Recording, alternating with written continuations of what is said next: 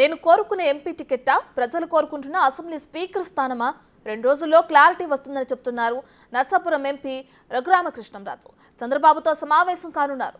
ఇప్పటికే నర్సాపురం నుంచి లోక్సభకు శ్రీనివాస వర్మను బీజేపీ ప్రకటించిన నేపథ్యంలో తన భవిష్యత్ కార్యాచరణపై చంద్రబాబుతో రఘురామ చర్చించనున్నారు.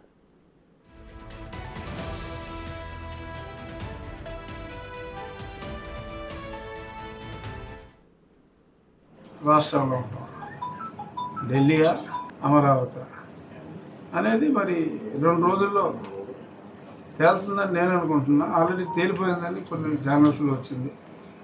సో ఏదోటి నిజమవుతుంది. కేంద్రమా, నేను కోరుకున్న కేంద్రమా, ప్రజలు కోరుకుంటున్న రాష్ట్రమా? ఎందుకంటే మెజారిటీ పీపుల్ మీరు అసెంబ్లీకి రండి, మీరు స్పీకర్ స్థానంలో ఉండాలి, కొందరు అలా రకరకాలుగా సోషల్ మీడియాలో వస్తూ ఉంది.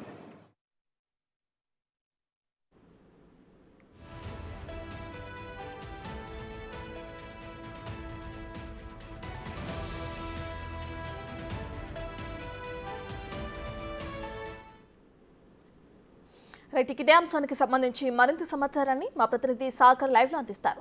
సో సాగర్, ఇప్పటికే చూసుకుంటే రఘురామకృష్ణంరాజు కూటమిలో టీడీపీ తరపున పార్టీలో చేరడం మనం చూస్తూనే ఉన్నాం.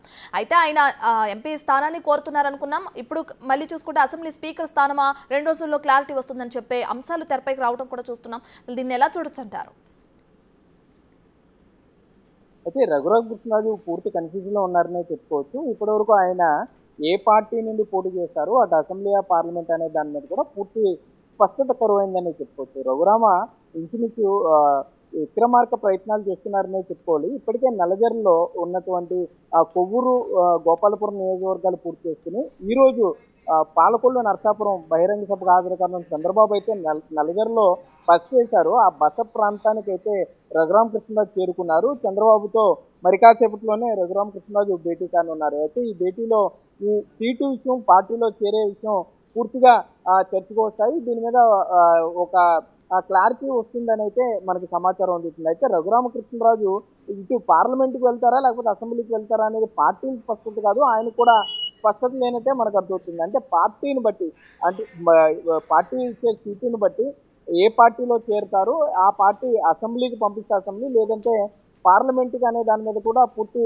స్పష్టత ఇవ్వలేకపోతున్నారు. ఇప్పటికే బీజేపీ నుండి ఇక్కడ శ్రీనివాస్ వర్మ నరసాపురం పార్లమెంట్ నుండి పోటీలో ఉన్నారు. కాబట్టి ఈ సీటు టీడీపీ తీసుకుంటే మరలా ఇంకొక చోట బీజేపీకి అకామిడేట్ వస్తుంది. కాబట్టి అంటే ఈ సీట్ల సర్దుబాటు ఇప్పుడు అయ్యే ప్రయత్నమైన అనుమానాలు కూడా వ్యక్తం అవుతున్నాయి. మరోపక్క రఘురామకృష్ణకి సంబంధించి ఇప్పుడు చంద్రబాబుతో భేటీ తర్వాత కొంత స్పష్టత వచ్చే అవకాశం ఉంది. అంటే చంద్రబాబు నాయుడు రఘురామకృష్ణరాజుని టీడీపీలోకి ఆహ్వానిస్తే ఈ అవకాశం ఉన్నంత వరకు, అంటే బీజేపీతో కుటుంబ పెద్దలందరూ మాట్లాడిన తర్వాత అవకాశం ఉంటే పార్లమెంటుకు, లేకపోతే టీడీపీ అభ్యర్థిగా ఉండి నియోజకవర్గం నుండి కూడా పోటీ చేస్తారనే ఊహాగానాలు మనకు అందుతున్నాయి. మరోపక్క రఘురామకృష్ణరాజు క్షత్రియ సమావేశంలో కూడా పాల్గొన్నారు. అందులో కొన్ని ఆసక్తికరమైన వ్యాఖ్యలు చేశారు. తాను ఇప్పటివరకు ఏ పార్టీలు ఎందుకు చేరలేదో కూటమి నాయకుడికి తెలుసు.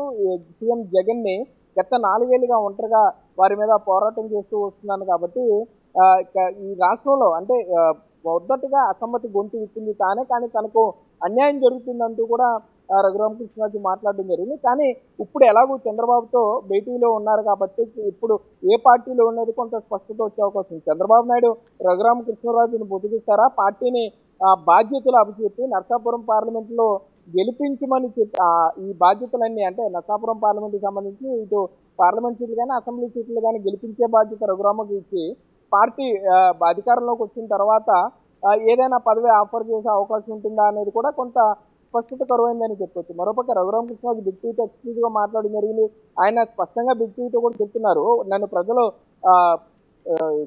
అసెంబ్లీలో ఉండాలని కోరుకున్నారు, కానీ తనకు మాత్రం కేంద్రానికి వెళ్ళాలని ఉంది. కానీ రాష్ట్ర ప్రజలంతా అసెంబ్లీ కోరుకుంటున్నారు కాబట్టి అసెంబ్లీగా పార్లమెంట్గా అనేది తేల్చుకోలేకపోతున్నా అన్నారు. ఒకవేళ అసెంబ్లీకి వస్తే కనుక స్పీకర్గా నన్ను ప్రజలు చూడాలనుకుంటున్నారు అంటూ కూడా మరో ప్రపోజల్ ఆయన ముందు పెట్టారనే చెప్పుకోవచ్చు. Right, thank you Sagar.